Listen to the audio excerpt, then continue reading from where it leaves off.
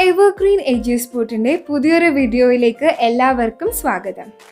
ഇന്നത്തെ വീഡിയോയിലൂടെ നമുക്ക് കുറച്ച് ഫുഡ് റിലേറ്റഡ് വൊക്കാബുലറി പരിചയപ്പെടാം.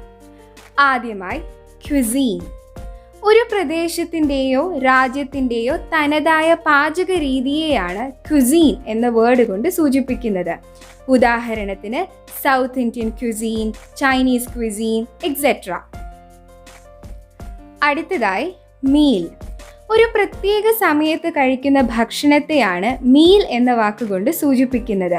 അതിൽ വിവിധ തരത്തിലുള്ള ഡിഷസ്, ഫ്രൂട്ട്സ്, ഡ്രിങ്ക്സ് ഇവയൊക്കെ തന്നെ ഉൾപ്പെടുത്താറുണ്ട്. ഉദാഹരണത്തിന് ബ്രേക്ക്ഫാസ്റ്റ്, ലഞ്ച്, ഡിന്നർ ഇവയെല്ലാം തന്നെ മീൽസിന് ഉദാഹരണമാണ്. ആപ്പറ്റൈസർ. ഒരു മീലിന് മുൻപ് കഴിക്കുന്ന ഏതെങ്കിലും ഒരു ഭക്ഷണത്തിൻ്റെയോ ഡ്രിങ്കിൻ്റെയോ ഒരു ചെറിയ പോർഷനെയാണ് ആപ്പറ്റൈസർ അല്ലെങ്കിൽ സ്റ്റാർട്ടർ എന്ന് വിളിക്കുന്നത്. ഇത് നമ്മളുടെ വിശപ്പിനെ ഉത്തേജിപ്പിക്കുകയും കൂടുതൽ രുചിയോടെ ഭക്ഷണം കഴിക്കുവാൻ സഹായിക്കുകയും ചെയ്യുന്നു. ഡിസേർട്ട്.